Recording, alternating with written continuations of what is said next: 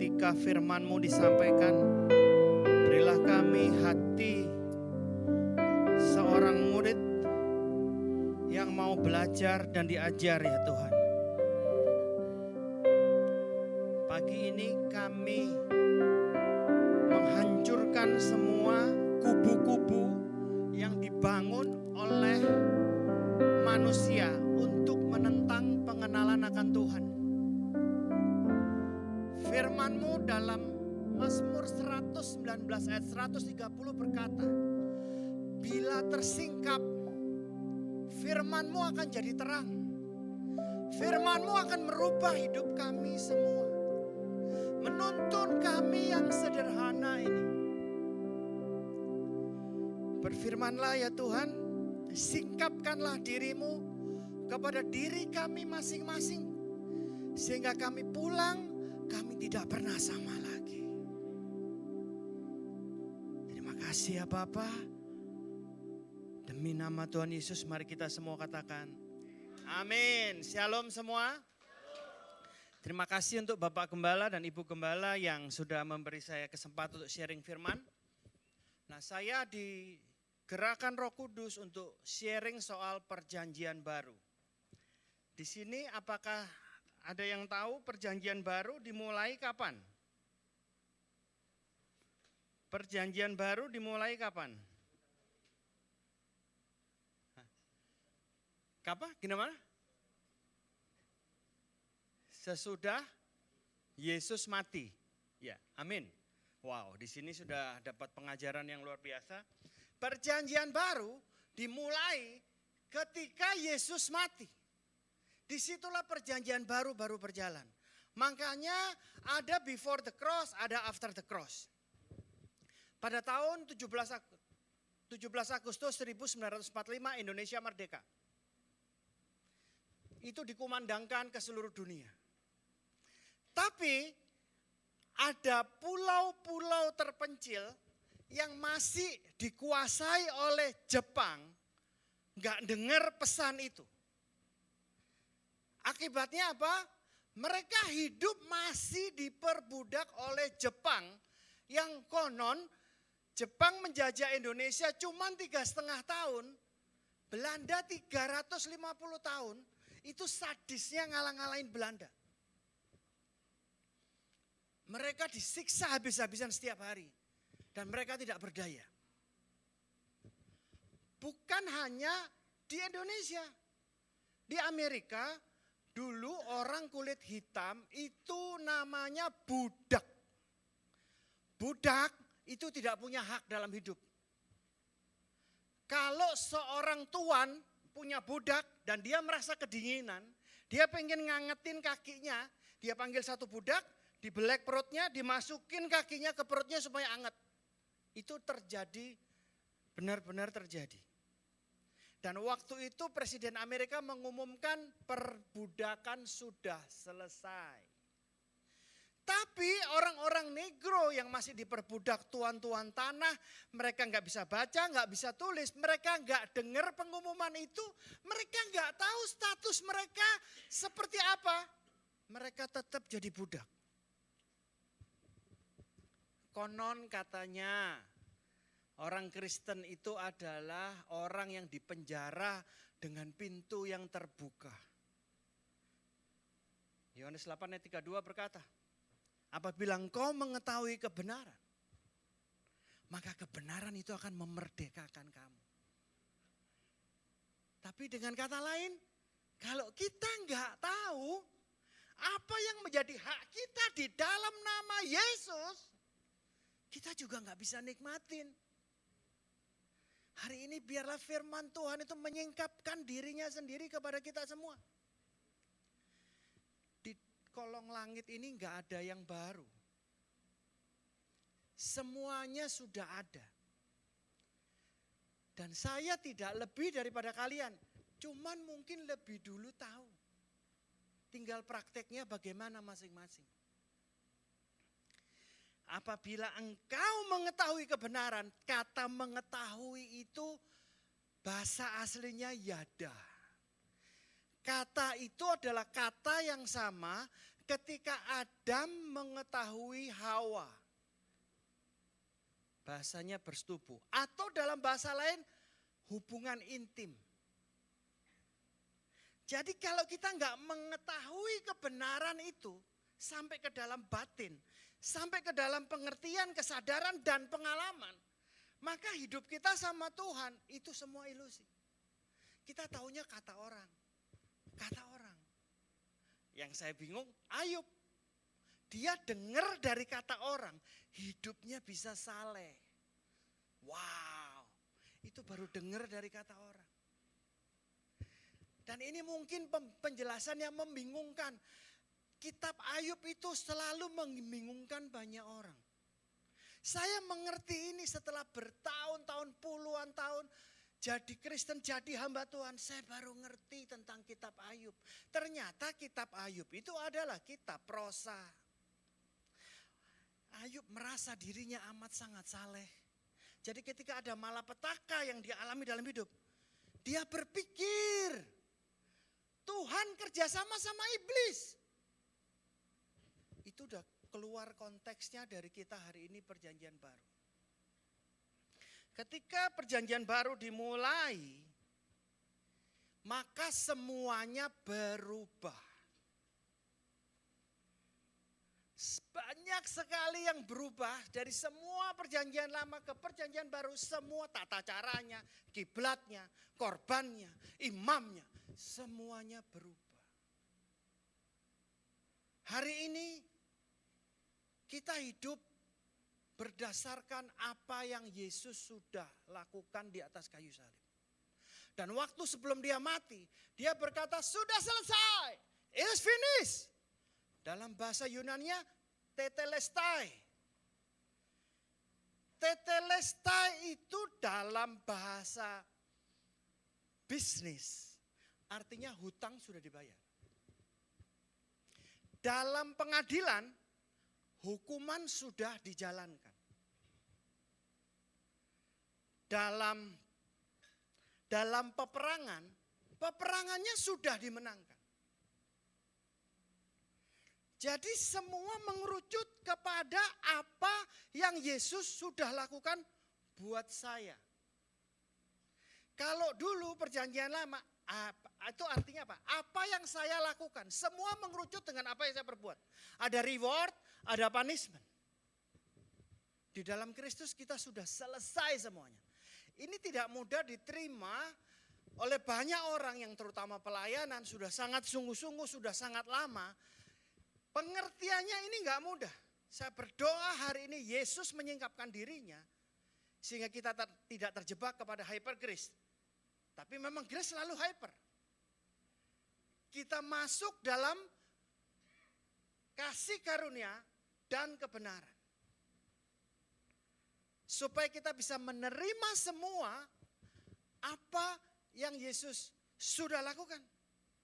Jadi ketika kita sudah ngerti ini, maka kita beristirahat. We are rest of the work of the cross. Kita sudah istirahat di sana. Jadi semuanya berubah. Coba buka Kejadian. Jadi kita baca firman nanti dari Kejadian sampai Wahyu, kacamatanya perjanjian baru. Ketika salah lensa, ketika salah mengerti, maka kita ini curiga terus sama Tuhan. Di sini siapa yang masih percaya Tuhan mengizinkan sakit penyakit untuk mengajar kita? Dasar perjanjian baru adalah Tuhan itu baik. Kejadian 1 ayat 27 bicaranya demikian.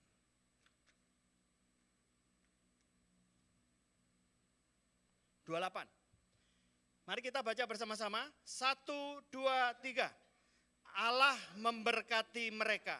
Lalu Allah berfirman kepada mereka, beranak cuculah dan bertambah banyak. Penuhilah bumi dan taklukannya itu. Berkuasalah atas ikan-ikan di laut dan burung-burung di udara dan di atas segala binatang yang merayap di bumi. Jadi berkat itu di depan. Di sini siapa yang masih percaya? Berdoa supaya dapat berkat. Banyak berdoa, banyak berkat. Tidak berdoa, tidak ada berkat. Gimana kalau kenyataannya enggak begitu? Ini bukan pengajaran sesat, tapi saya mau memberikan motivasi kita hari ini di perjanjian baru. Orang yang ngerti perjanjian baru dan hidup seperti perjanjian baru, tapi mereka tidak berbuat apa-apa, mereka namanya tertipu. Kita ini kalau enggak ke kiri, ke kanan. Yang benar adalah seimbang di tengah. Kita tetap berdoa. Cuman motivasinya, esensinya berbeda. Doa itu bukan sarana untuk minta kepada Tuhan. Doa itu bukan alat untuk memperalat Tuhan supaya memberkati kita. No. Kita sudah diberkati. Amin. Jadi apa yang Yesus lakukan kita sudah terima semua. Baca Roma 8 ayat 32. Kita akan syok. Roma 8 ayat 32.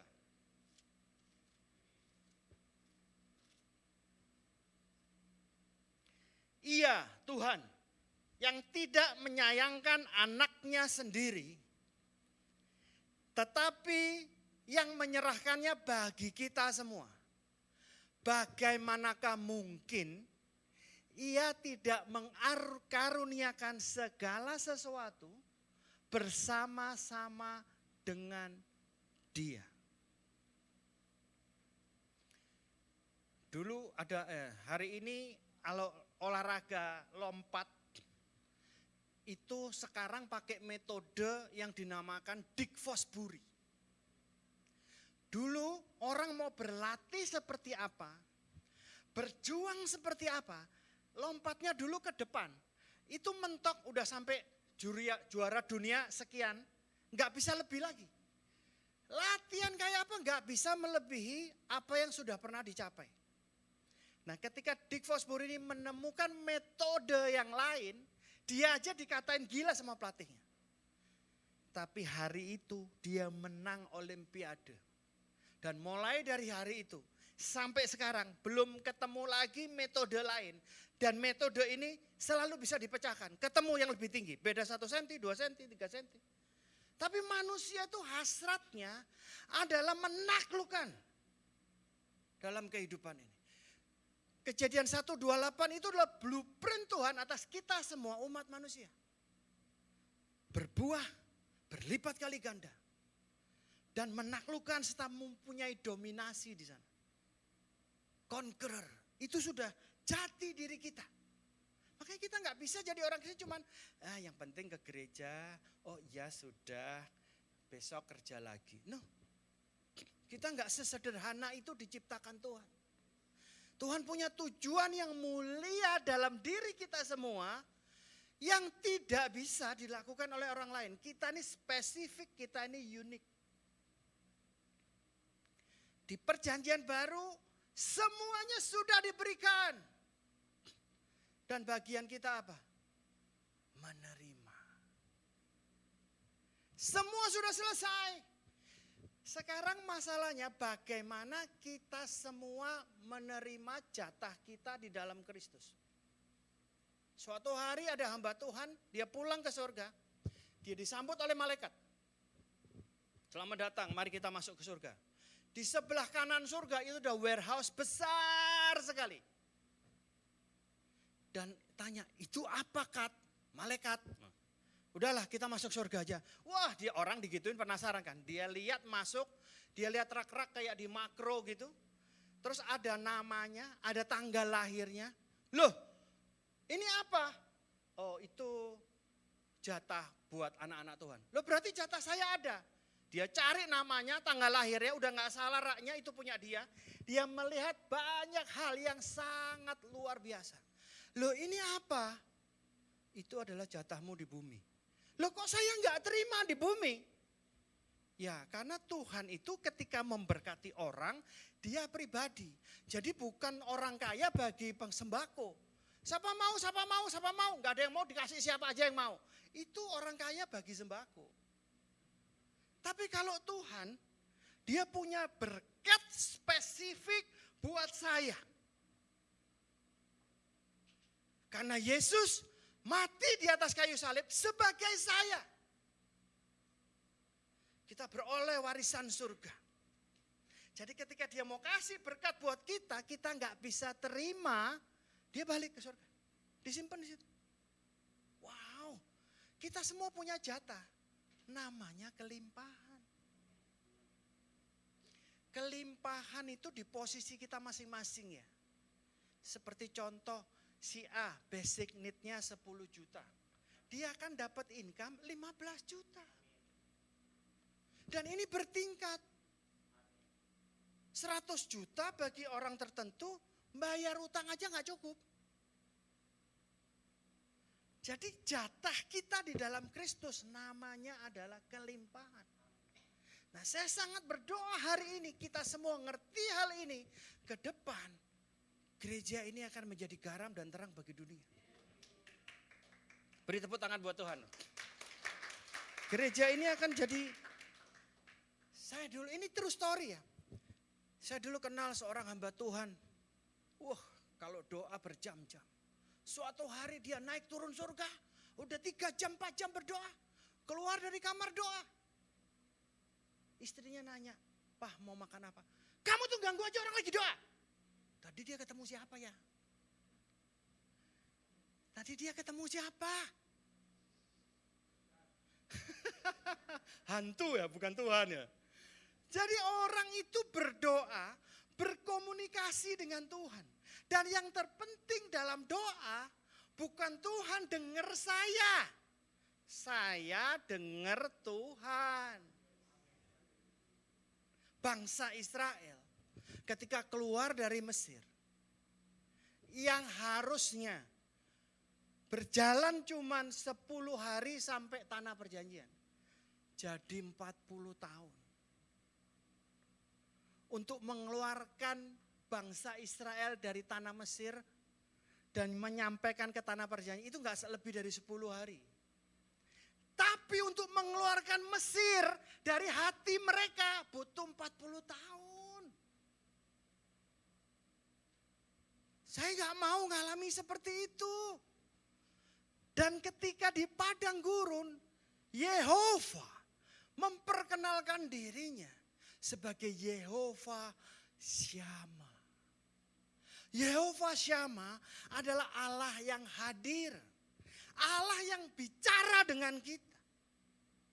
Jadi bahasa lainnya Yehova Syama adalah kita mendengar suaranya. Ini serius. Yang paling penting dari doa bukan kita minta, tapi kita dengar suaranya. Kalau di sini ada yang pernah tahu Hatta Halimas? Hatta Halimas tahu? Wow, luar biasa. Itu autis berat. Kalau jalan begini, beneran begini. Kalau ngomong suaranya, Tuhan Yesus itu baik. Mau bunuh diri berkali-kali. Ada satu hari dia naik di SMA itu, dia yang heran ya orang Indonesia. Bukan di Indonesia aja, di seluruh dunia juga. Itu kalau ngelihat orang cacat, bukannya ditolong, dibully. Itu saya nggak ngerti, di sekolah-sekolah itu ada aja orang iseng yang justru senangnya itu mengerjai orang cacat, orang kurang, orang terbelakang. Itu dikerjain terus. Sampai dia naik ke lantai atas, dia mau loncat bunuh diri. Untung pikirannya begini, saya loncat kalau mati nggak apa-apa. Wah, kalau nggak mati lebih amsyong saya. Jadi dia teriak-teriak di atas, aku mau bunuh diri supaya dicegah. Dan dia berkali-kali mau bunuh diri. Dulu dia sebelum Kristen, dia ikut Buddha. Ke kelenteng sini, ke kelenteng sana, minta jimat ini, jimat itu supaya sembuh. Dibawa ke KKR Benihin, terima Tuhan Yesus. Tapi sejak itu pindah. Dari Buddha keliling minta jimat, sekarang jadi Kristen juga keliling minta jimat. KKR di sini, KKR di situ, KKR di sana supaya sembuh. Sampai suatu hari dia betul-betul pengen mati sama Tuhan. Dia buka firman. Firman ini Tuhan sendiri. Firman ini kita harus bergaul sama firman sampai ini jadi pribadi. Pribadi artinya dia bisa ngomong, kita bisa dengar, dan kita bisa kangen. Kalau udah sekian lama nggak baca firman, waduh kangen. Dan ketika baca, kita bisa merasakan Tuhan ngomong sama kita. Dan dia buka firman, bunyinya begini, Hatta, kasih karuniaku cukup bagiku. Tiba-tiba itu ada seperti sesuatu yang masuk ke hatinya.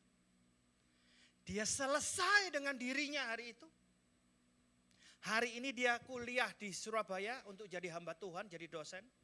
Dan dia memberitakan perjanjian baru. Dan dia mengarang buku namanya Life Without Standard. Dan kalau dia khotbah, pendeta senior seperti Chris Manusama, itu aja nangis. Gitu. Kalau dia khotbah, aduh Tuhan, kalau kamu aja bisa bersyukur, saya aduh Tuhan ini lengkap semua. Tapi ngomel terus, ada gak enak ngomel terus. Dan perjanjian baru, kekristenan itu bukan agama. Kekristenan itu adalah hubungan. Hosea 4 ayat 6 berkata, umatku binasa karena tidak memiliki pengenalan akan aku. Waktu dulu saya disuruh Tuhan khotbah keliling, saya setahun khotbahnya ayat ini doang. Umatku itu orang lahir baru, terima Yesus, ke gereja, bayar perpuluhan, buah sulung, buah gedung, buah apa aja dibayar, pelayanan, khotbah, bangkitin orang mati, sembuhin orang sakit. Tapi ujungnya Tuhan ngomong apa? Aku gak kenal kamu. Waduh. Tuhan Yesus, tolong Tuhan Yesus. Kuasanya ngalami semua luar biasa. Tuhan gak kenal dia. Dan ujungnya kita ketika ditolak Tuhan, ya kita juga mati. Kita ini sudah didesain tidak bisa lepas dari pencipta kita. Dan hanya satu-satunya pencipta yang kita sebut dalam nama Yesus yang menyatakan dirinya. Dan hari ini tinggal di sini. Christ in us is the hope of glory. Selama ada Kristus di sini, masalah apapun pasti bisa. Siapa yang percaya tahun ini bebas hutang? Amin. Tinggal amin aja susah. Otaknya mikir, duitnya dari mana? Caranya bagaimana? Lu percaya aja. Nanti urusannya Roh Kudus yang menuntun kita. Membimbing kita. Memberi kuasa untuk memperoleh kekayaan. Percayalah orang diberkati hari ini di dalam Kristus. Itu harus mengalami tubuh, jiwa, dan roh. Dalam pengertian, kesadaran, dan pengalaman. Kalau enggak imannya iman Thomas. Bingung terus. Ada pengajaran baru bingung. Oh ini ngomong bingung. Ini ada lagi bingung lagi. Kita enggak firm berdiri di atas Kristus. Bahkan lebih baik orang mempercayai yang salah tapi berani mati untuk itu. Daripada kita, bahasa Perancisnya apa ya? Yang apa ya? Enggak stabil. Bingung terus gitu. Yang pertama dasar perjanjian baru adalah Tuhan itu baik buat saya.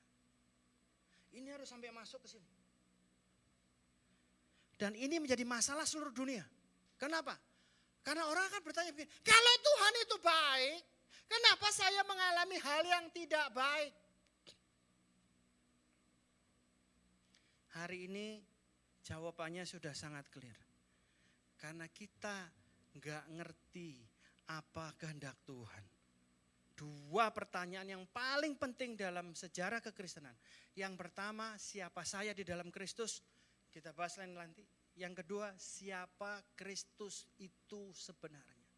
Kalau kita nggak mulai mempelajari sifat dasar karakter Tuhan Yesus yang sebenarnya, maka kita akan bingung ketika lihat peristiwa. Tuhan itu baik menjadi sebuah slogan dan jauh di sana. Saya pernah ngalamin suatu hal yang tidak baik. Dan saya berlutut di pinggir ranjang. Saya cuma mau ngomong satu. Tuhan itu baik, mulut ini gak keluar. Susah. Karena kondisinya sangat tidak baik. Tuhan kamu baik itu otak saya ngelawan, hati saya ngelawan, diri sendiri saya ngelawan. Dan saya coba menghalangi saya untuk ngomong Tuhan itu baik. Dan ini adalah peperangan perjanjian baru. Gimana kita bisa percaya Tuhan itu baik ketika kondisi kita tidak baik? Serius, peperangan perjanjian baru bukan nengking setan. Lihat setan, ngomongin setan. No.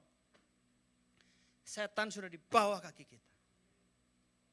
Selama kamu tidak ragu dan bimbang, setan akan pergi daripadamu. Levelnya enggak sederajat. Loh bayangin ya. Kita sama setan enggak sederajat. Lah gimana setan bisa sidang musyawarah sama Tuhan? Itu sudah enggak masuk akal. Makanya kalau mau belajar firman ada pertanyaan, baca semuanya, nanti firman akan menjelaskan firman. Firman akan menjelaskan dirinya sendiri. Dan hari ini saya sudah lihat gak ada satu hamba Tuhan pun yang hebat. Coba gaul sama dia seminggu, tiap hari ketemu. Pasti ada yang lu sebelin.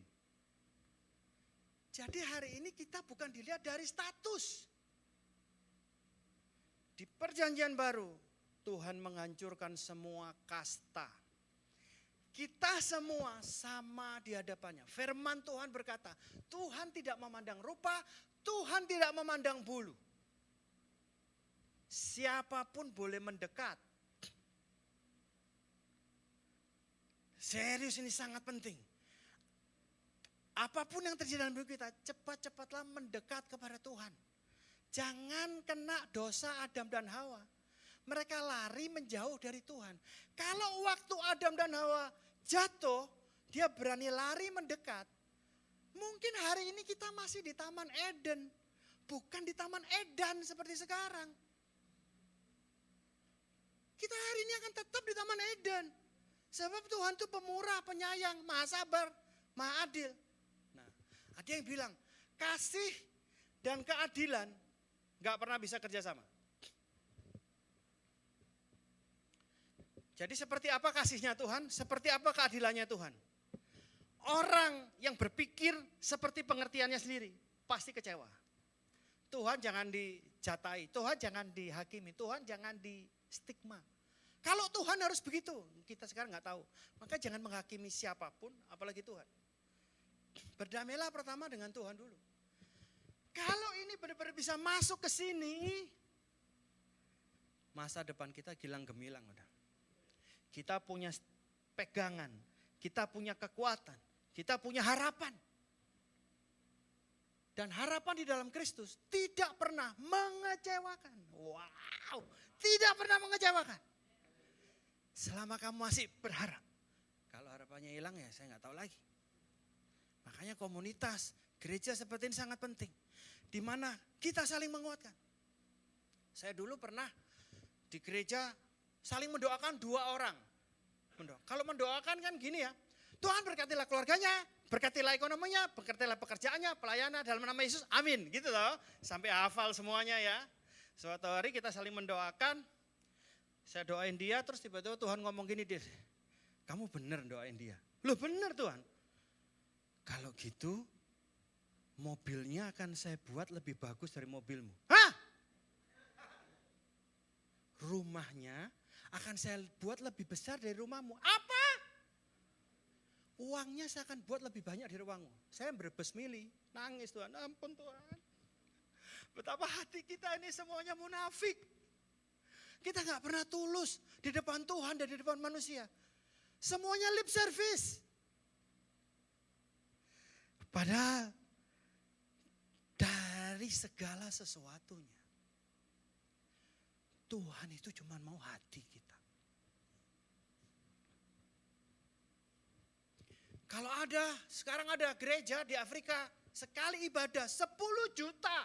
Wih, altar kos naik bus. Wah, kesembuhan, mujizat terjadi tiap hari. Kira-kira hamba Tuhan itu dengan misionaris yang ke desa, 1 hari cuma bisa ngelayani 1 orang. Untuk Khotbah ke satu keluarga, dia perlu jalan lewatin hutan 2 jam. Di situ cuma 3-4 orang, khotbah sebentar 1 jam, balik lagi 2 jam. Upahnya beda atau sama? Sama. Orang yang pengen 10 juta. Kita yang mau megah hebat dilihat banyak orang, disanjung, dipuji. Goal kita sebagai anak Tuhan di perjanjian baru adalah menjadi seperti Kristus. Dan di sini tertulis, and Christ make him nothing. Waduh Tuhan. Pendeta-pendeta kalau ketemu jemaatmu berapa? Lu naik mobil apa sekarang? Mateng. Mereka membahas hal-hal yang bahkan Tuhan Yesus gak mikir. Saya baru-baru ini ketemu Ibu Elizabeth Philip. Dia matanya buta. Dia buta bukan dari lahir. Dia buta umur 32.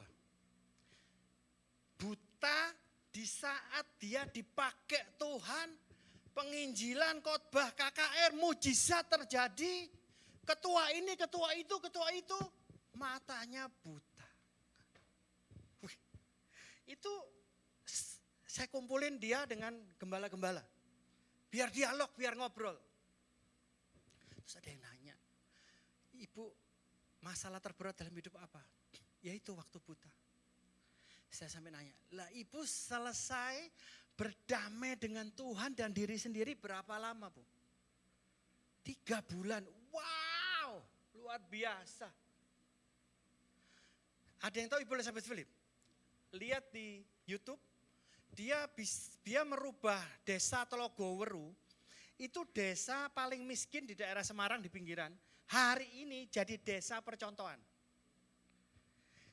Dia ngajarin lurahnya di sana, sawah itu dulu kena hama terus, kena tikus, kena apa, tiap tahun banjir, selalu gagal panen. Diajari dalam doa. Sapi sakit, suruh doain dalam nama Yesus. Yang aneh sembuh. Sapi sembuh. Sawah didoain, itu tikus bisa jejer baris, nggak bisa masuk ke sini. Sawah sono dimakan, sawah sini nggak bisa masuk. Ngeri. Itu ngeri.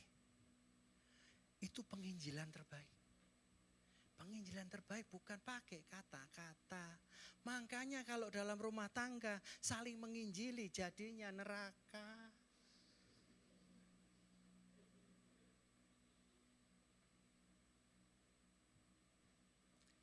Terus sekarang dia bangun SMAK.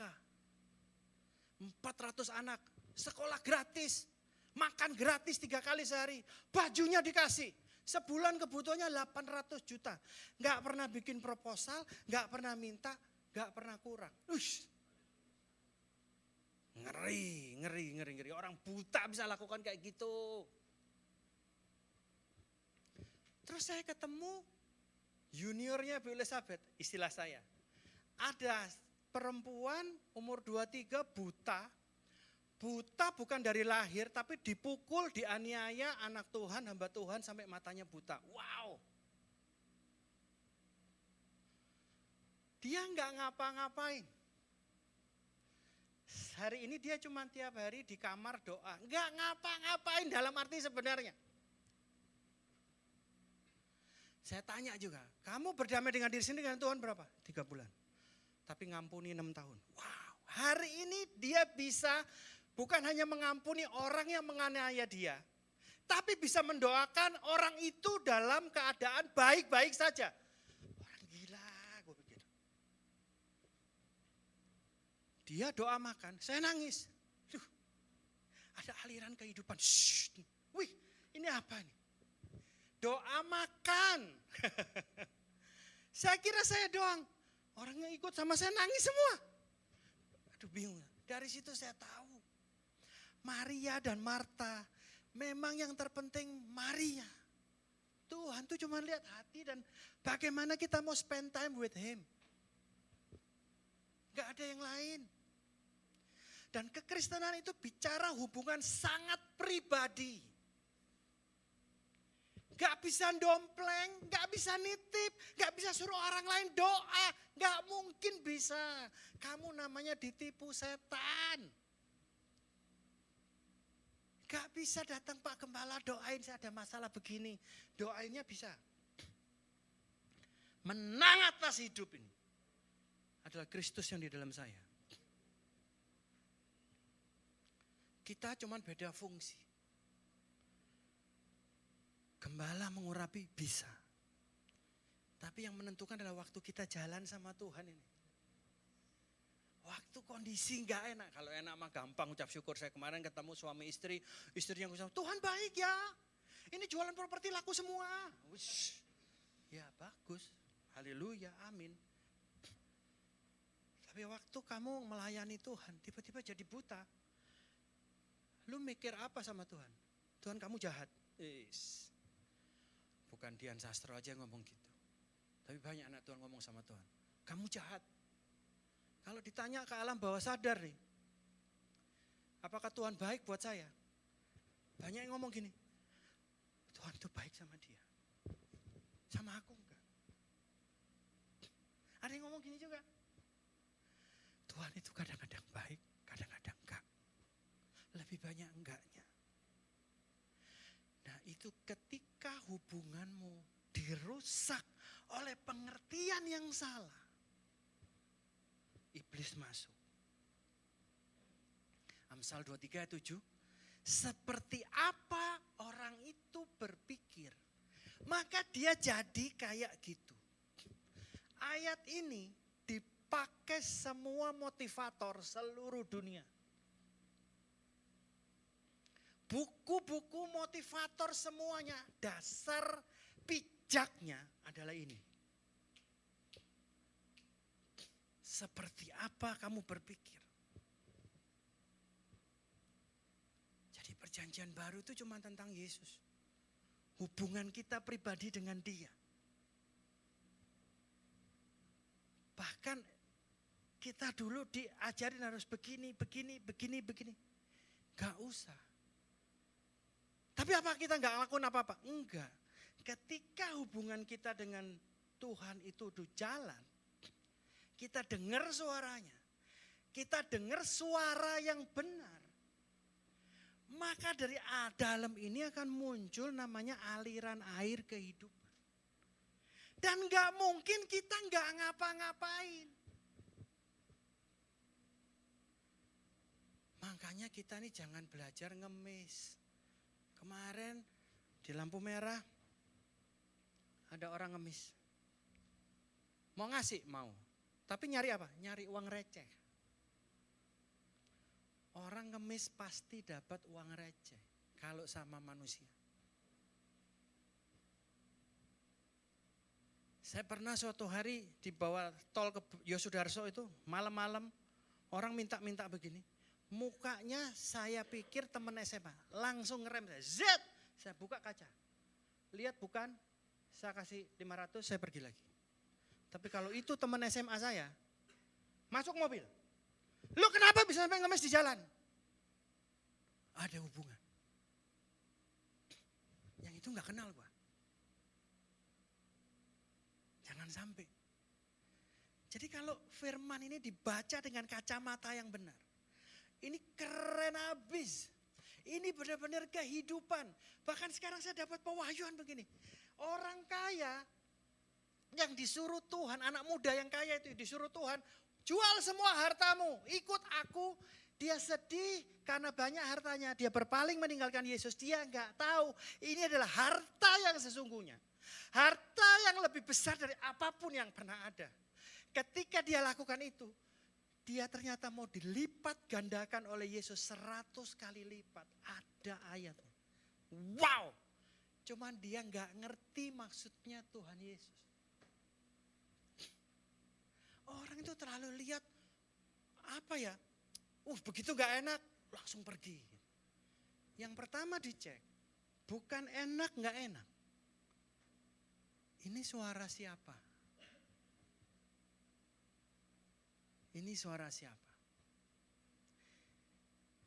Roma 8 ayat 28. Kita tahu sekarang bahwa segala sesuatu bekerja untuk kebaikan kita. Coba baca-baca. Roma 8:28. Kita tahu sekarang bahwa Allah turut bekerja dalam segala sesuatu untuk mendatangkan kebaikan bagi mereka yang mengasihi Dia, yaitu bagi mereka yang terpanggil sesuai dengan rencana Allah. Apakah semua yang kita alami kehendak Dia? Bukan. Ini harus tahu jelas. Memang maunya semua anak Tuhan, kedaulatan Tuhan. Semua yang aku alami seizin kamu. Faktanya enggak gitu. Karena apa? Kita punya free will. Free will itu kita bisa menolak pencipta kita tanpa harus mati. Dulu enggak usah Tuhan, raja mbok tolak, mati kowe. Bahasa Perancisnya begitu. Kita berani menolak seorang raja, apapun itu, mati. Langsung pengawalnya, set, bunuh langsung. Ngambil pedang, tombak, panah. Pokoknya raja ngomong sama rakyat, dia nolak, mati udah. Itu manusia loh. Tuhan yang lain, sama. Lu coba keluar dari ajarannya, mati. Satu-satunya Tuhan yang kita bisa say no sama Dia, enggak harus mati. Ya kalau itu pilihanmu terserah. Makanya hari ini orang ke neraka bukan karena dosa, karena free will. Karena free will. Orang ngomong soal selingkuh apa, semua itu bukan dosa. Itu hanyalah manifestasi dosa. Sebab perselingkuhan sebelum terjadi di fisik, terjadinya di sini sama di sini. Di sini kena, baru fisik. Apapun dosa yang orang bilang, itu sebetulnya cuma manifestasinya aja. Kalahnya di sini sama di sini. Kalahnya di sini sama di sini. Jadi hari ini apapun yang terjadi dalam hidup kita, jangan salahkan siapapun. Bahkan sampai di kerjaan siapapun, jangan salahkan siapapun. Saya dengar istri saya suka kalau pagi Zoom, ada doa pagi, kumpulan hamba-hamba Tuhan, doa apa segala macam firman. Ada yang ngomong begini, sekarang banyak anak-anak Tuhan kena tipu ya. Kena sekian miliar, sekian ratus juta. Loh kok Tuhan gak lindungi? Anak Tuhan loh, sungguh-sungguh loh, bayar perpuluhan loh. Kok kena juga? Satu, karena ada serakah. Dua, dia kalau gak kena tipu, duitnya gak keluar. Buat siapapun.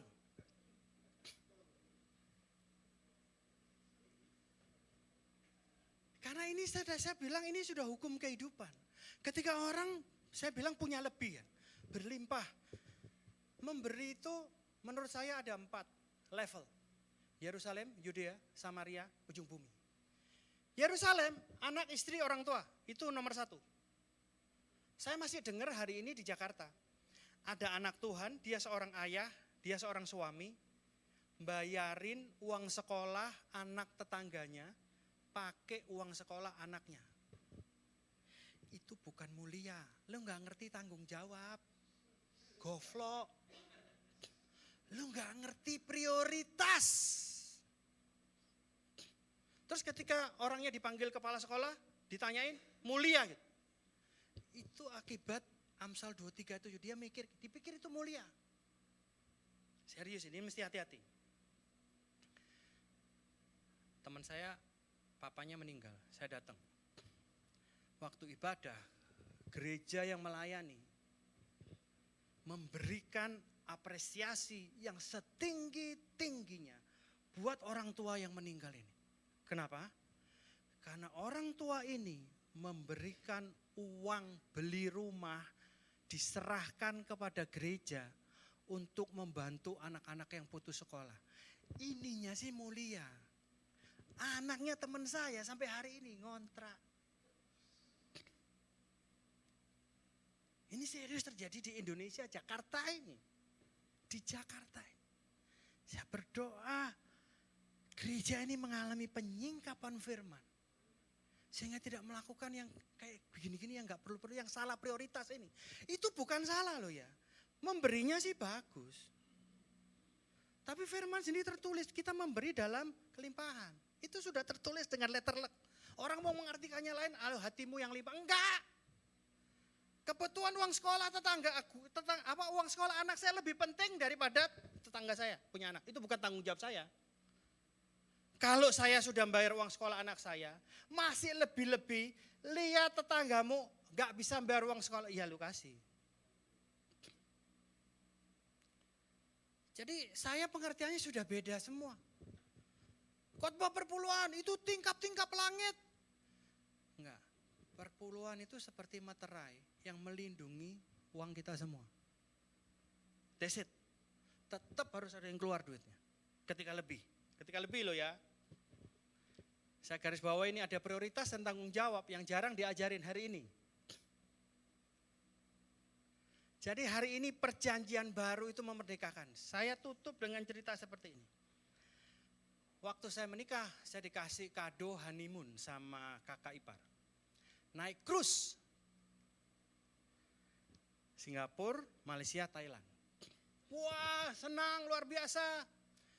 Itu di dalam kapal laut kayak mall. Wih, lihat-lihat keren-keren. Beli? Enggak punya duit. Akhirnya ini saya bisa bayar nih, beli gulali. Pak, gulali 1. Wah, masa lihat dia itu enggak beli apa-apa. Gulali 1. Oke, berapa? $2. Saya mau bayar pakai uang, terus dia ngomong gini, loh Pak, kenapa enggak bayar pakai kartu? Setiap yang naik cruise ini, tiap orang punya 1 kartu. Di situ ada duitnya. Malamnya kita makan makanan Itali. Yang ngelayani orang Itali asli, hidungnya mancung, ganteng banget. Pelayan tapi ganteng kayak bintang film. Nah, sama cerita-cerita gitu juga banyak. Ada orang tua dikirimin tiket naik cruise. Sepanjang perjalanan makannya roti kering. Waktu nyampe ditanya sama kapten kapalnya. Loh, ibu kok gak pernah kelihatan di ruangan makan? Saya gak punya uang Pak. Lihat tiketnya. Begitu lihat tiketnya, loh ini tiket bahkan bisa makan semeja dengan saya. Ini VVIP. Dan makan di kapal cruise gratis 24 jam. Jadi mulailah kita pelajarilah sifat dan karakternya Tuhan itu kayak apa. Saya sekarang baca Mazmur aja nangis. Mazmur 84. Tuhan tidak pernah menahan kebaikan bagi orang yang takut akan dia. Oh thank you Lord, thank you. Kalau orang baca kacamatanya salah, terintimidasi. Orang yang tidak bercacat celah. Loh kita ini semua sudah tak bercacat celah di hadapan Tuhan. Karena Tuhan melihat darah Yesus. Terus ada yang ngomong, wah itu license to sin Pak. Masa kita gak ada dosanya. Jadi kalau gak ada pengertiannya, repot jelasinnya. Kita itu bukan license to sin. Karena Tuhan itu melihat hati. Yang tadi saya ngomong, orang ngomong dosa selingkuh, dosa merampok, dosa apapun hari ini. Itu mulai dari sini sama sini. Di luar, selama hatimu tulus, pikiranmu benar. Jatuh, lo datang kepada Tuhan, kapanpun diampun. Selama ininya sama ininya benar lo ya. Dan masalahnya, ini benar sama ini benar. Tidak ada orang lain yang tahu. Yang tahu cuman saya sama Tuhan. Sama kayak supir bajai. Kalau dia belok hanya Tuhan yang tahu. Mau ke kiri kanan gak tahu. Sekarang tambah lagi satu. Ibu-ibu kepo naik motor. Sennya ke kiri, beloknya ke kanan. Orang udah banyak kecelakaan tabrakan gara-gara begitu.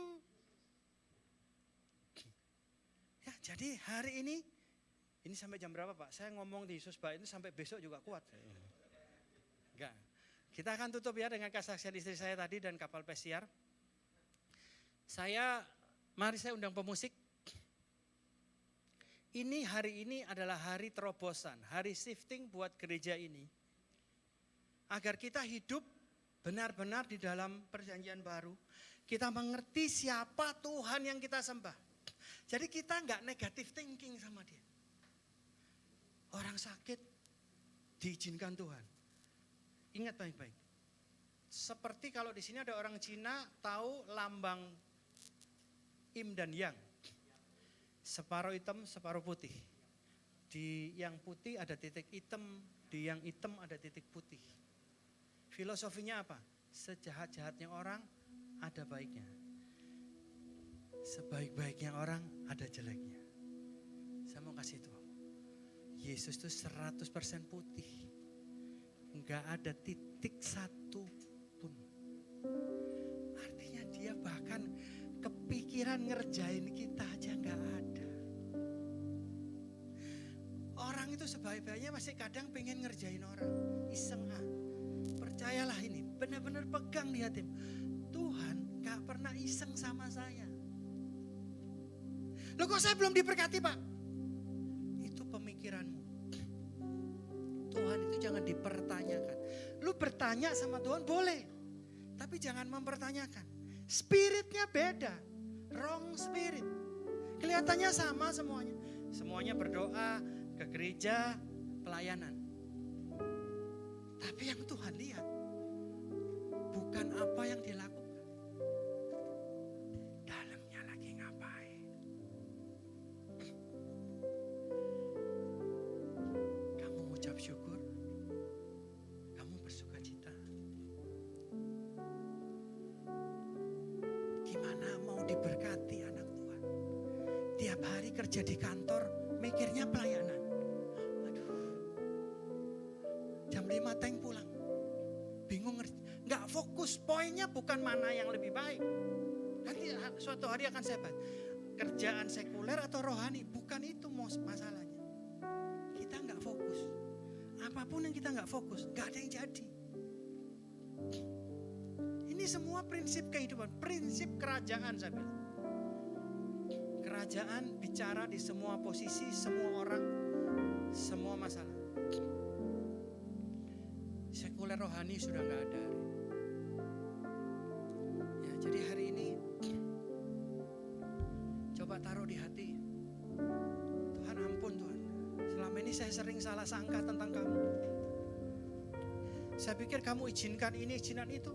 Saya susah ini karena kamu. Bahkan sampai ada yang anak Tuhan berpikir, saya tahu kenapa saya belum diberkati hari ini. Karena saya belum siap. Kapan siapnya gak tahu. Berkat itu bukan datang kita siap atau enggak.